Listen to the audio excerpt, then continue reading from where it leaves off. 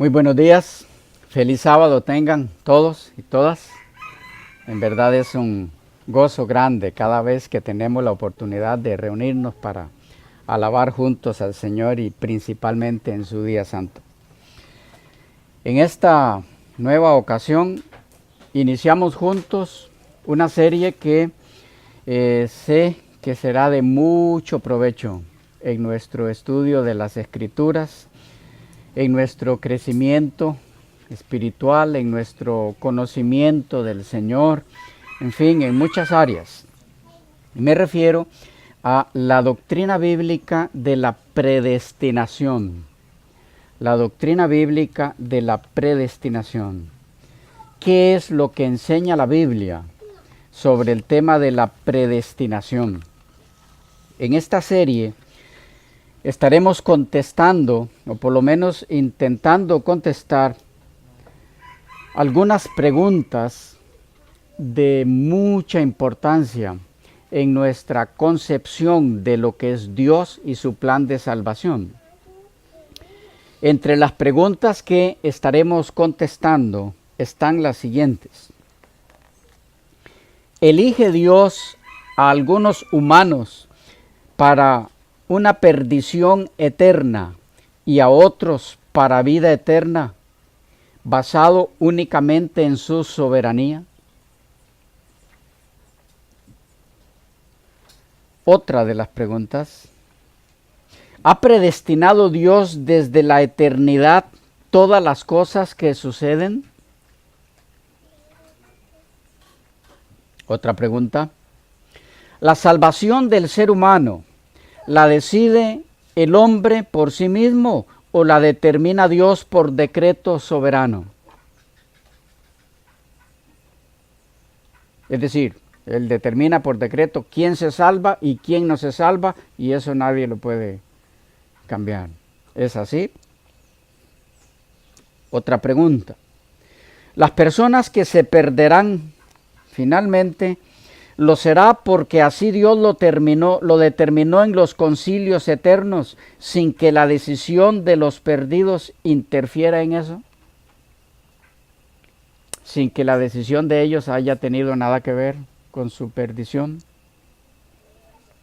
Otra pregunta.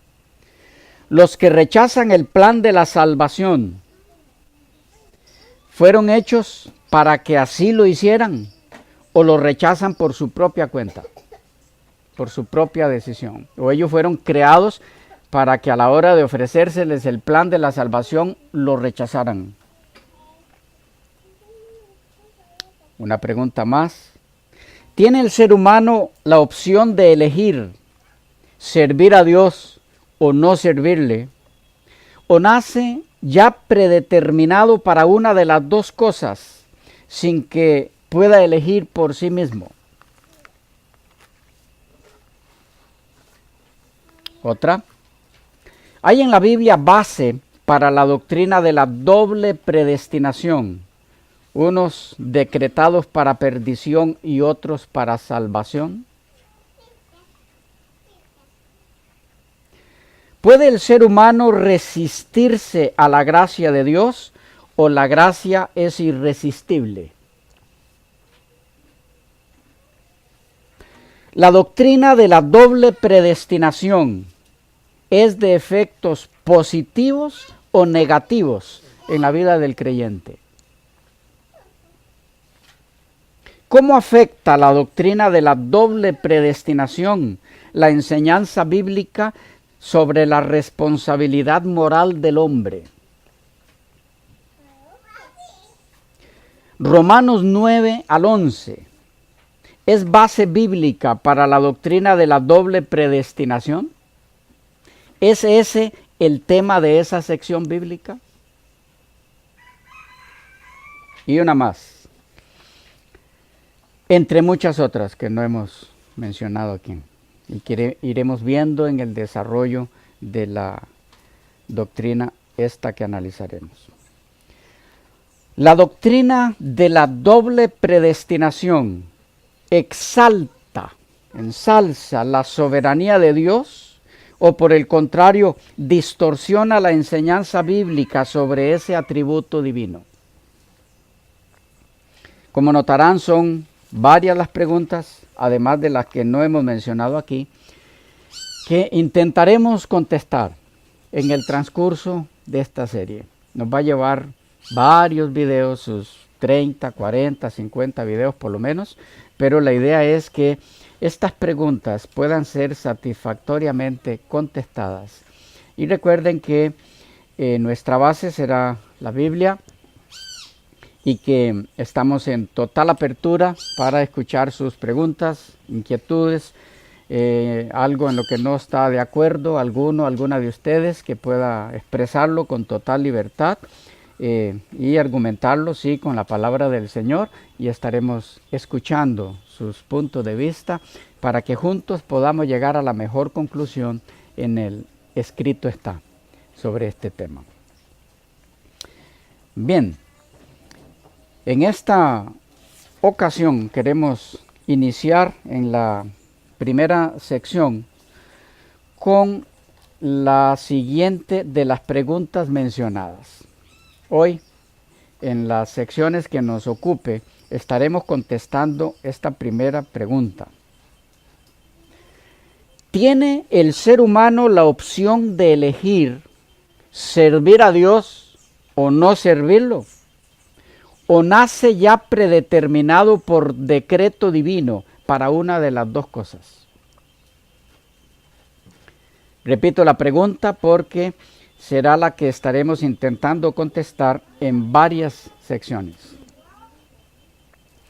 ¿Tiene el ser humano la opción de elegir servir a Dios o no servirlo? ¿O nace ya predeterminado por decreto divino para una de las dos cosas? ¿Está clara la pregunta? Sí. ¿Tiene el ser humano esa opción?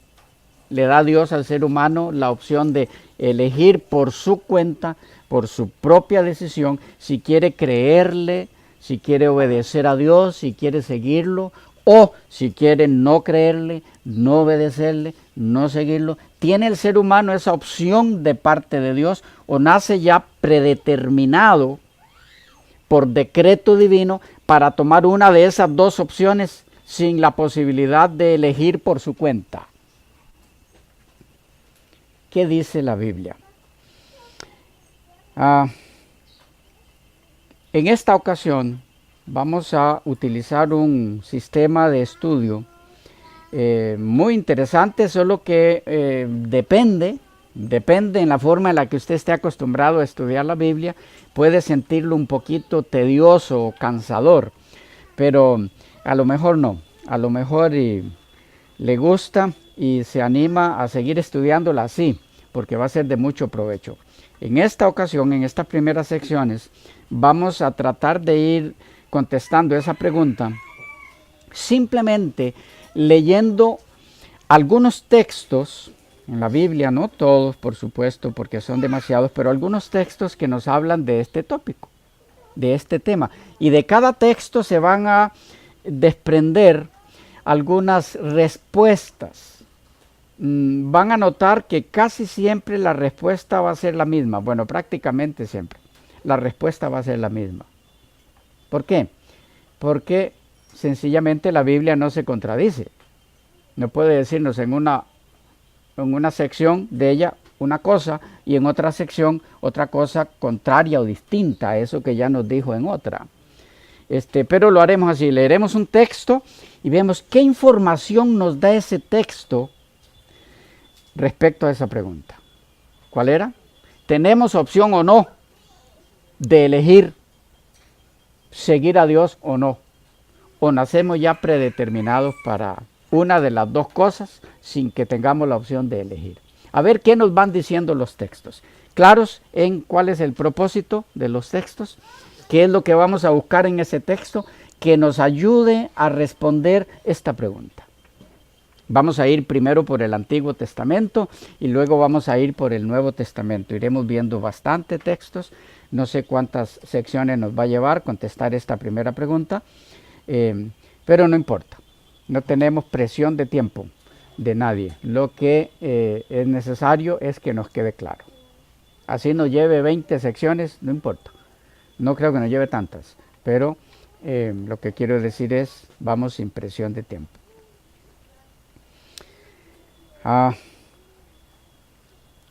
Hay un texto con el que quisiera iniciar, que tenemos en Eclesiastés, el capítulo 7. Eclesiastés está después de Salmos, después de Proverbios. Para los que no están muy acostumbrados a usar una Biblia, si hubiera alguno de los que está mirando este video que no han usado antes una Biblia, está en el Antiguo Testamento, poquito después de la mitad, que es donde están los Salmos, Proverbios y luego Eclesiastés. Eclesiastés 7, el versículo 29. Allá hay un texto que nos va a servir de punto de partida. Eclesiastés 7, 29. ¿Lo tienen? Dice así: he aquí, solamente esto he hallado. Es una conclusión del escritor aquí. He aquí, solamente esto he hallado, que Dios hizo al hombre recto, que es sinónimo de perfecto. Estamos hablando de creación. ¿Okay? Dios hizo al hombre recto, pero ellos buscaron muchas perversiones. Ok. Dios hizo al hombre recto, perfecto, pero ellos buscaron muchas desviaciones, muchas perversiones, hacer lo contrario a lo que Dios esperaba de ellos. Todo eso es desviación, perversión. Y un texto más junto a este, pero antes de ver ese segundo, quisiera detenerme un momento acá en lo siguiente.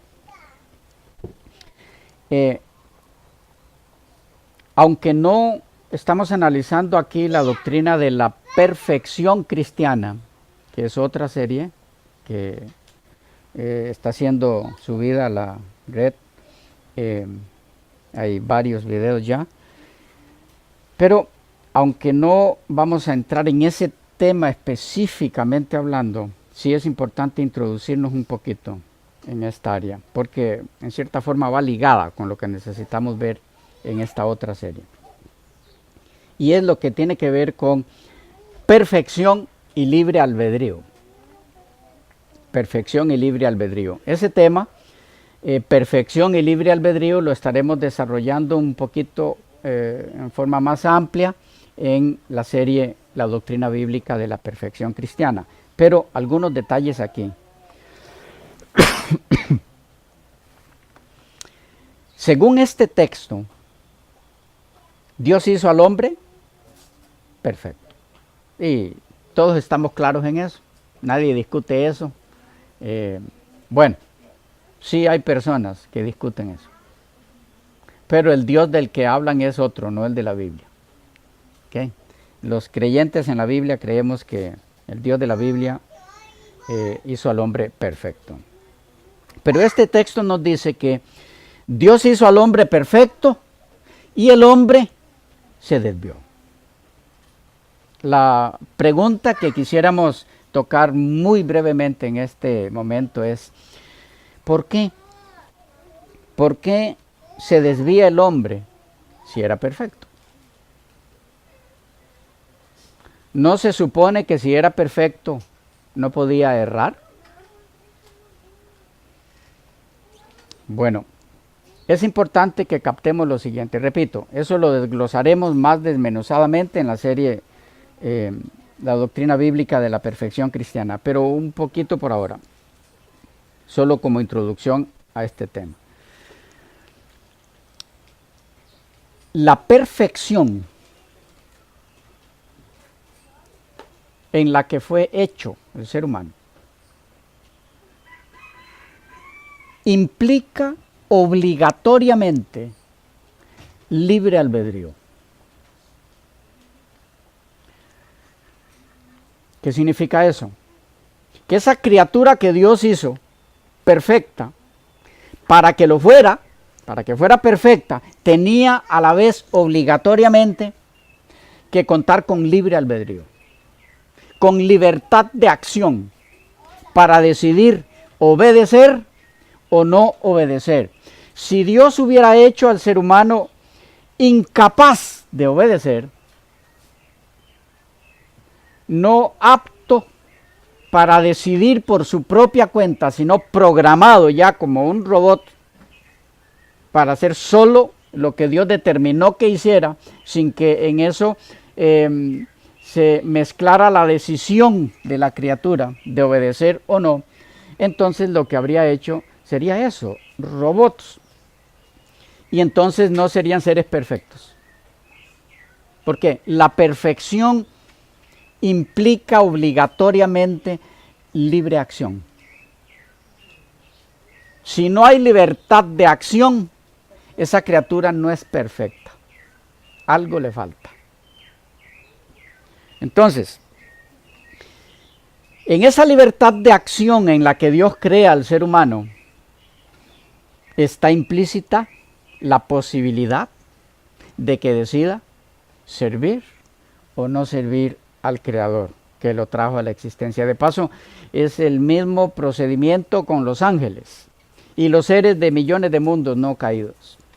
Igual, a los ángeles los creó perfectos, pero igual, con total libertad de acción, de decidir obedecer o no desobedecer, obedecer o no obedecer a su Creador.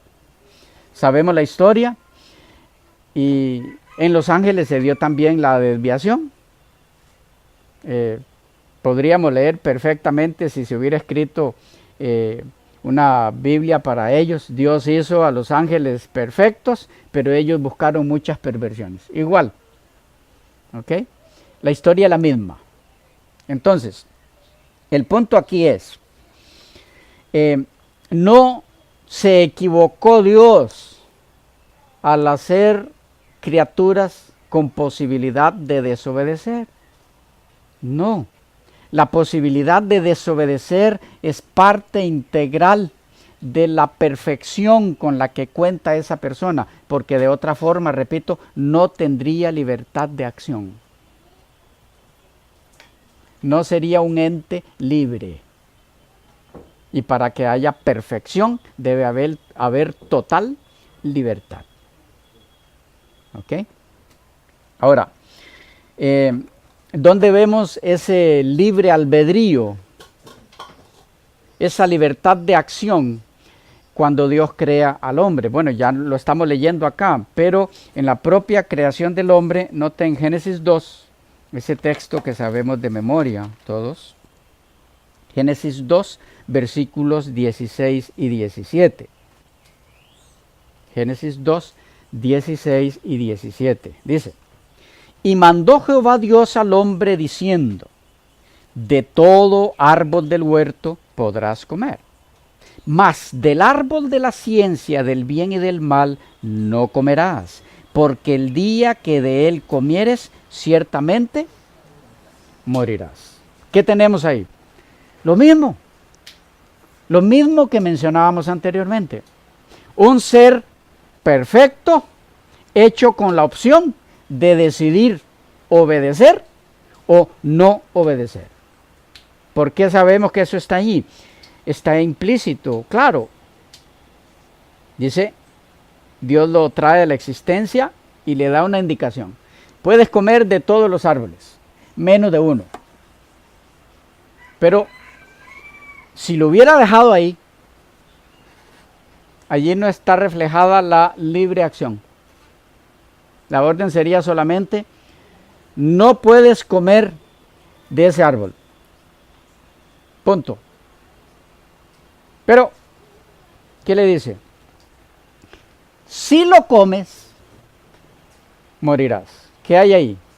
¿Qué está introduciendo él ya ahí, el propio creador? Si lo comes, morirás. ¿Qué está diciéndole? Eres libre. Mi indicación es, no lo comas. Pero si tú decides, puedes comerlo. Solo que hay un problema. Te va a traer muerte. Mi recomendación, mi orden, mi indicación, mi sugerencia, como lo quieras, no comas de ese fruto, pero eres libre de obedecerme o no. ¿Ven el libre albedrío ahí? Ahí está. Perfecto, pero libre para actuar.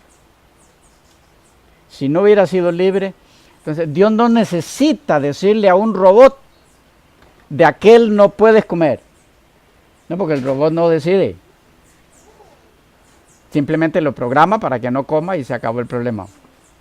Para que no coma de ese. Le pone allí algo para que solo coma de los que son de cierto color, y el cierto color que no es bueno, le pone algo en el programa para que de ese color lo rechace. No creó robots. Podía perfectamente comerlo si lo decidía. El fruto al que Dios le dijo, no comerás. ¿Claros? Creación de un ser perfecto, pero con libertad de acción. ¿Ok?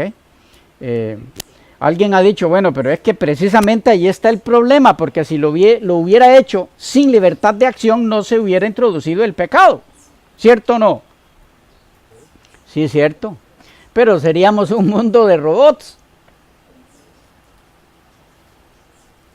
Y no hay felicidad en un robot. Y Dios quería seres que tuvieran la capacidad de ser felices. Y no se puede gozar de felicidad si no se toman decisiones propias que me llevan a participar de esa felicidad, porque yo así lo decidí, porque yo así lo quise, porque fue por mi elección. ¿Ok? Claros, he dicho de muchas formas ya lo mismo. ¿Hay alguna inquietud por acá, alguna participación? Pastor, tengo claro entonces que perfección involucra el decidir obedecer o no. Definitivamente. Ok. El hombre decidió no obedecer. ¿Dejó de ser perfecto por eso? Al decidir no obedecer. ¿O siguió siendo perfecto al escoger no obedecer? No, perdió la perfección. Porque ahora entró en un problema. Vaya, a ver si vamos un poquito más atrás en la respuesta. Era perfecto porque él tenía la capacidad tenía el poder de decidir obedecer o no obedecer a Dios. Eso implicaba la perfección. En el momento en que decidió obedecer, perdió esa capacidad. Ya no puede decidir. Ya ahora está controlado. A partir del momento en que decidió desobedecer a Dios, ya él no puede más por sí mismo, que sí podía hacerlo antes en su perfección, decidir obedecer o no, ya no puede hacerlo. En ese momento entregó su voluntad y lo dirige Satanás. Para que el hombre pueda ahora volver a poder. ¿Me entienden? Está muy rara la expresión, pero para que me capten, para que pueda volver a poder decidir, Dios tiene que intervenir en él, ¿ya? Para devolverle el libre albedrío que por el pecado perdió. Dios toma la iniciativa, le devuelve el libre albedrío. ¿Cómo? Pueden verlo en la serie La Doctrina Bíblica del Santuario, en las secciones que no recuerdo ahora, pero que tienen que ver con enemistad pondré. Cuando Dios pone esa enemistad sin que el hombre se lo pida, Dios pone esa enemistad en el hombre, el Espíritu Santo llamándolo, ¿ok? Preguntándole si quiere volver a tener la capacidad de decidir por sí mismo. Cuando el hombre responde sí, Dios le vuelve a dar la capacidad de elegir. Solo que con ese, al devolvérsele ese libre albedrío, eso no lo convierte en perfecto como era antes. ¿Okay? Porque ahora tiene que eliminarse en él el pecado, incluido la naturaleza humana caída. ¿Okay? Mientras la tenga, no es perfecto como lo era cuando Dios lo hizo. Entonces, hasta que esa naturaleza humana sea transformada Ya en un cuerpo glorificado, el hombre alcanza más del estado que tenía cuando Dios creó a Adán. ¿Ok? Más por otras razones. Pero mientras tanto, es la perfección que adquiere, es la perfección en Cristo. Y representado en Cristo es perfecto. Por eso Pablo habla de nosotros los que somos perfectos. Y de pronto dice, bueno, no que yo lo haya alcanzado. Y confunde a algunos. Pero bueno, es otro tópico. Pero no sé si contesté tu inquietud. Sí, se me viene a la mente entonces que en un cierto sentido, tal vez sí podemos verle un sentido bueno a lo que el mundo cree que es perfección, en realidad pueden tener cierta razón, porque si el hombre dejó de ser perfecto en el momento que escogió desobedecerle a Dios, el concepto de perfección que el mundo maneja es no cometer errores. Y lo que el hombre cometió fue un error al escoger desobedecer a Dios por esa libertad que él tenía, que involucraba la perfección. Entonces, perfección, en el buen sentido, podría ser entonces no hacer lo malo, solo hacer lo bueno. Y eso es perfección, eso es ser perfecto. Sí, sí, en un sentido sí. Ahora, es importante que entendamos que esa perfección con la que Dios hizo a Adán al crearlo, y esa misma perfección que gozarán los redimidos, no implica, volvemos a lo mismo, no implica que no puede fallar. Vaya, los redimidos por la eternidad no pecarán, no fallarán más. Dios lo prometió. Pero la razón por la que Dios prometió que no se levantará el pecado segunda vez no es porque esos individuos redimidos no pueden fallar, ya no le pueden desobedecer. No, otra vez, lo que tendría sería robots. ¿Por qué entonces prometió Dios no se levantará el pecado segunda vez?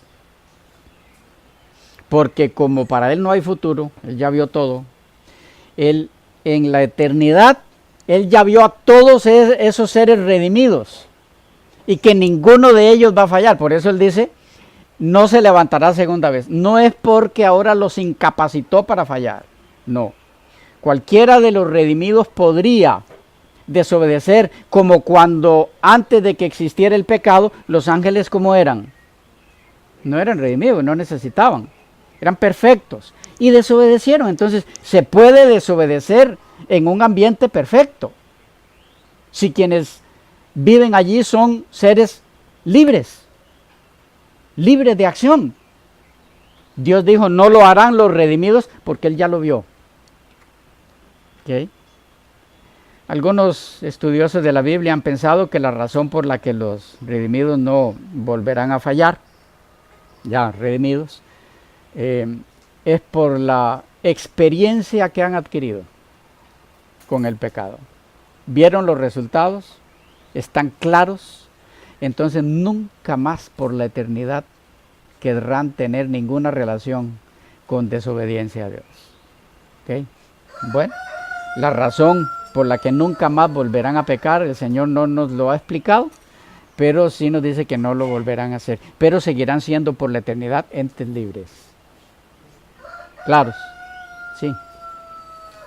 Se nos fue el tiempo y no hemos empezado. Bueno, nos vemos en la siguiente sección.